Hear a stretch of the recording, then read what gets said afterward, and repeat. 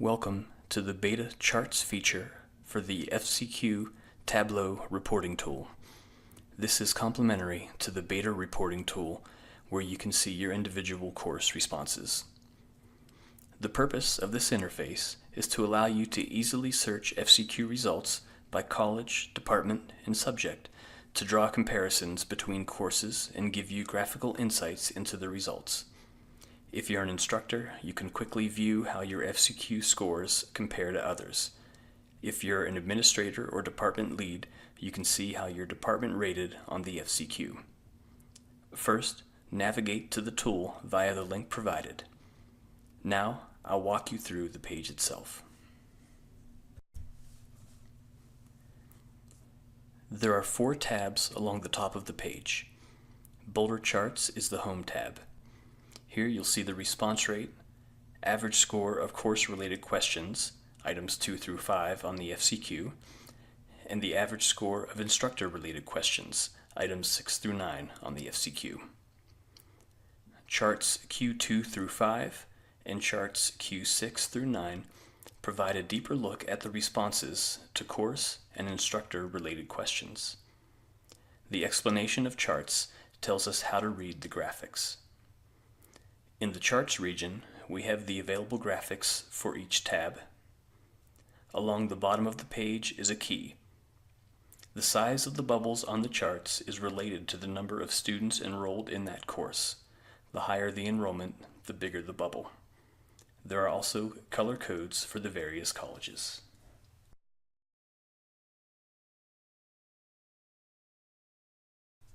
A column of dynamic filters on the right side of the page helps you quickly navigate to the reports you're looking for. Term lets you choose your semester.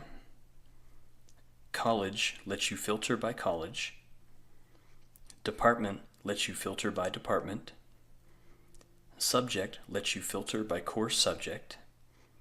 There are also filters for class level, instructor group, and instructor if you need to further narrow your search.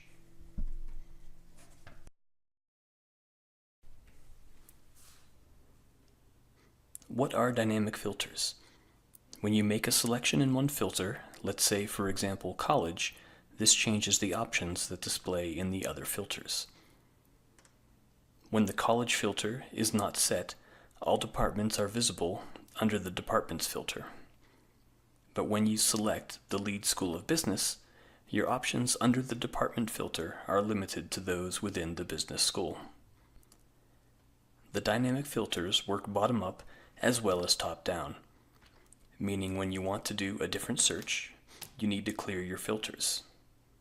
To clear the filters, start with the last filter you selected and work your way up. For example, if you've selected a subject, your department options are limited to those offering classes with the selected subject. Let's clear the subject filter. Now all department options are available within the selected college. Once we clear the department options, all colleges become available.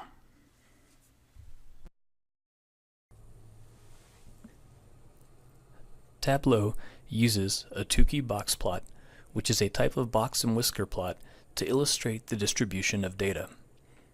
The box represents the data points within the interquartile range, or the IQR.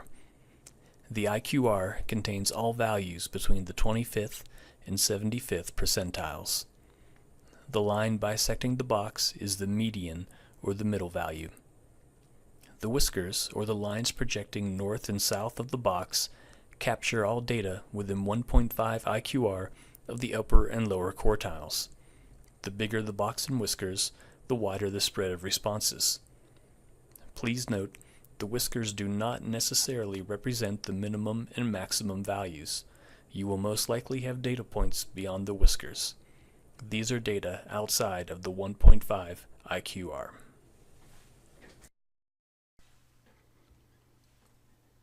Now let's take a look inside the charts and explore the results. In the chart, there is only one axis, identified by the numbers running vertically alongside the box and whisker plot. These will read 0 to 100% for response rates and 1 to 6 for student responses. There is no horizontal axis. and thus no significance to where the bubble is located left to right. The bubbles were spread at random with a jitter effect for the purpose of making them visible. Otherwise, all the bubbles would stack on top of each other in a straight line. Only the vertical placement of the bubbles is related to student responses.